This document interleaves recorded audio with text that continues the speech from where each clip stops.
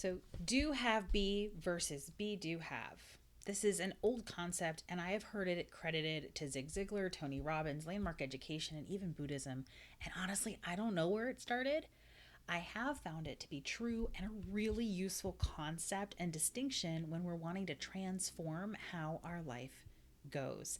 Hi, I'm Sunny. I'm an intuitive strategist, and I support people in proactively designing a life they love by integrating spiritual concepts. And I want to talk you through this concept today because I think it could be really useful. So, most people go through life thinking that things happen in a specific order. We think that it goes do, have, be. We think that we need to do things in order to have things so that eventually we can feel or be a certain way. Here, I'm visual, so not super technical, but we think we need to do things so we can have things so that we can be a certain way, right? So, examples. I love examples. You need to do a lot of work to have things like vacation so that you can be relaxed or present with your family. We might think that we need to do a lot of dating so we can have romantic relationships so that we can be happy or feel complete. So, the first problem with this notion is that it is a never ending cycle. We think that having vacations or romance will make us feel or be a certain way. However, once we get there, it is incredibly rare that we actually get to be any differently. There is always a next thing that we need to have or do first. Again, examples help. So, on a career trajectory, say that 5 times fast, on a career trajectory, first you get the degree, but then you're not happy because you need the job. And then you're not truly happy because you want the promotion, and so on and so on. You never get to the point where you get to be successful. There's always something else you're chasing. In the relationship realm, you might find a lover, but then there's commitment, and then cohabitation, and then marriage, and then. We get to the part of the equation where the being or feeling is supposed to be, and somehow we don't find it. There's always something else to do. We just keep moving on to that next doing, the next having, always chasing the being and the feeling. Another problem with this do have be cycle is that it implies that our way of being is dictated by our past. So if what I do dictates what I have, which then creates how I get to be or feel, that means that however I am being right now in this moment has been dictated by my past, and I can't change the past. Oh man, is that disempowering? And it's entirely untrue. Your state of being is not formed by your past. The reality is that it is the future you are creating that's what truly is informing how you get to be in this moment. Again, I love examples. They're so useful. So let's consider the example of a vacation, okay? So you do the hard work to have the vacation, thinking that eventually you're going to get to be relaxed. Okay, great. Let's play this out.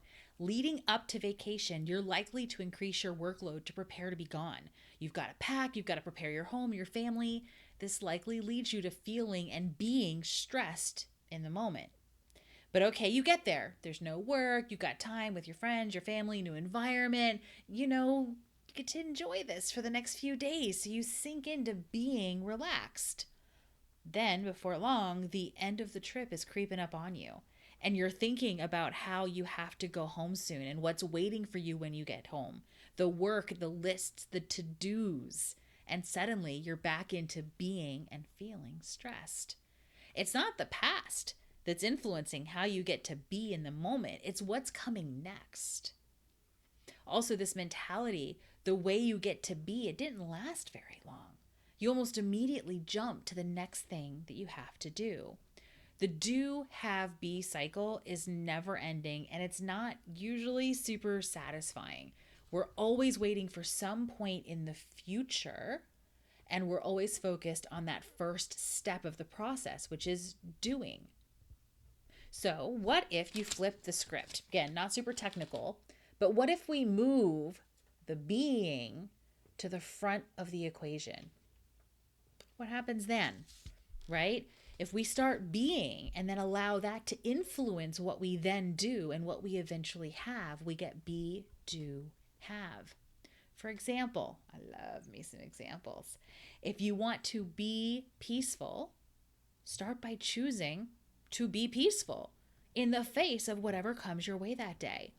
This is going to naturally lead you to do things that reflect and create peace for you. And ultimately, you will get to have the things that you associate a peaceful person with having. Having a peaceful home, having a peaceful drive, because you are starting with being peaceful.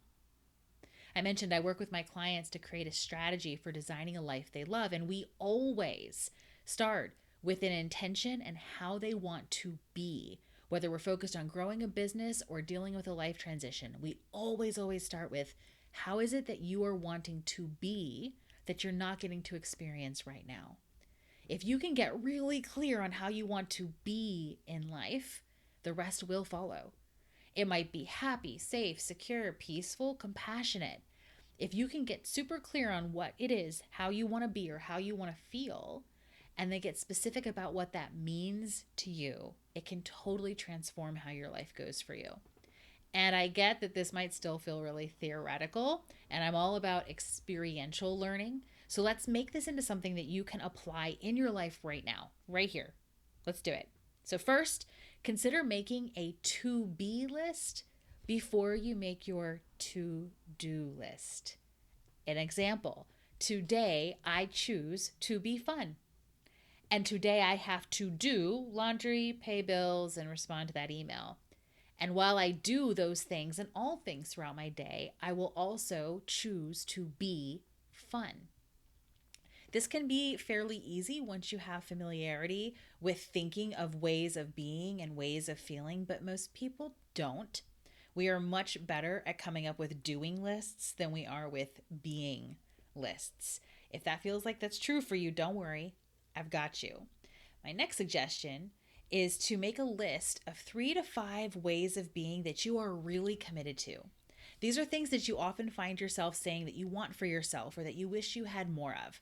So my personal list lately looks like playful, tenacious, thoughtful, and grounded. These are ways of being that I really want to be experiencing. Playful, tenacious, thoughtful, and grounded. There is a link below this video to a free PDF with over 75 being words on it to help inspire you. Because again, I get that this might not be normal for you. Once you have your 3 to 5 words, every morning or whenever in your day you might make your to-do list, start by making your to-be list. Pick 1 or 2 words from your short list that this is how I'm going to choose to be today, right? So now you have 2 things that you can do, since this is our natural comfort zone, right? Doing, that are going to support you in being who you want to be right now. Whenever you notice yourself feeling pressured to do things or thinking of how eventually you're going to get to be or feel a certain way, take a deep breath